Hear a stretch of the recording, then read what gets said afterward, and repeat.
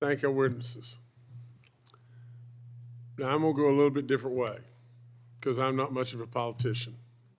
And I'm a new kid on the block here that's got a lot of white hair and maybe a little bit of wisdom, but a whole lot of white hair. Let me just say just this. If you could just think about this, in the state of West Virginia, where I'm from, there's lots and lots and lots of seniors with lots and lots of challenges. And we all know that and everything. A lot of these seniors are not quietly going into being seniors. And they absolutely desire so much, but absolutely we some way, somehow have gotten completely away from it in my book. You see, I think they want hope, and they want belief, and they want interaction, and they want goodness with young people. They have an ability to contribute that's off the chart. We need to quit teaching them how to play shuffleboard or teaching them how to knit or teaching them how to be together with one another. They don't want to be with other seniors.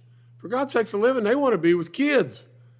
They want to be, believe it or not, with Baby Dog. They want to be absolutely with a purpose, with a challenge. I wish to goodness we'd rename them. Instead of calling them seniors, we'd call them wisdom. Because really and truly, why should they be labeled? Oh, those are just seniors. You know, they're very limited in what they can do. Well, I don't believe that. I've never believed that. They could give us so much, it is unbelievable. And in so many situations, we just back away.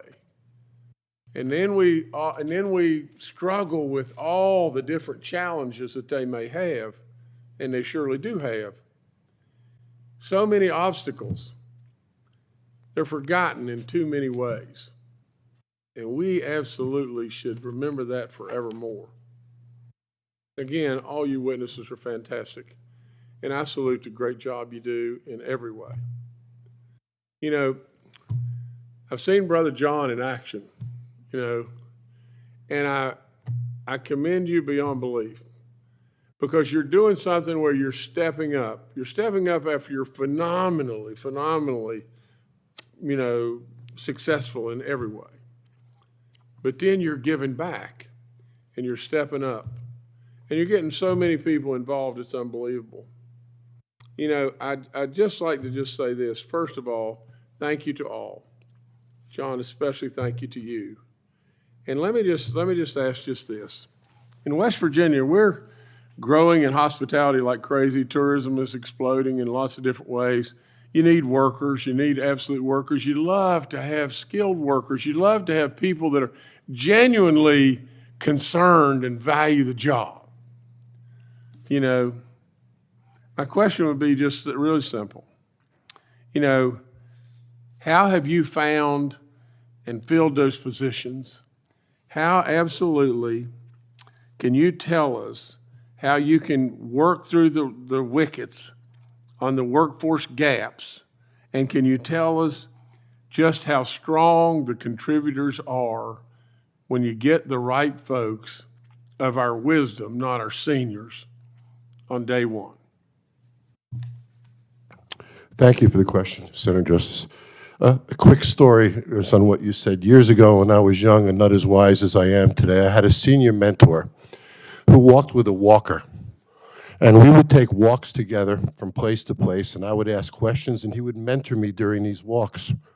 And as a young individual, I got so frustrated by the pace of his walking until one day I realized, wait a minute, the slower he walks, the more questions I can ask, the more time I have to interact. And I learned to appreciate that slow walk. And the benefit I had once I had that realization was very powerful to me.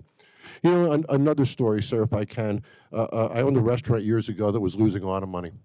And I had tried a number of managers. And in my industry, finding management and human resources has been a challenge for us for many years. There was a gentleman who retired as an auto mechanic. He was almost 70 years old. He couldn't work with his hands anymore like he used to. But you know, he knew supply, he knew training, he knew running a business, he knew customer service. I gave this man the keys to my restaurant. From losing over $200,000 a year, I started making about $300,000 a year in almost no time. The employees loved him. He elevated the team. He was a person of respect, of integrity. And I share that there's a whole bunch of seniors that are impacted, and the relationship of SBA to the mission of this committee is important too. As I travel across the country, I've helped thousands of small businesses in almost every state of our union, every demographic, every market type you can imagine. And the connectivity to seniors and small business is a powerful one. And when I look at the cost of living impact today, post-pandemic impacts today, the SBA and the mission of this committee could be linked better. I look at how the SEC, for example, doesn't allow an unaccredited investor to put everything on a line and lose everything they own. But yet in a business environment, in an SBA environment, that can happen. So I just want to reiterate that there's an opportunity to cross-train, cross-utilize seniors that isn't quite realized. And one last point. As one who consults to large corporations, many of them, and one who helps small businesses, my passion is the small business, it's a lot easier to place a senior in a smaller business than it is a major corporation. It just is. That's just the way it is today. And again, I suggest that SBA and a small business segment of America can help solve some of the problems that we have in aging. One more point, and then I'll be finished, Senator. When you hire a senior person for a community-based business, that older individual has hundreds of relationships in that marketplace that the young employee does not have. It's a marketing machine. It's a connective tissue to the community to drive revenues. When we think of the relationship power of the seniors, not only the experience, that's a powerful asset to a business.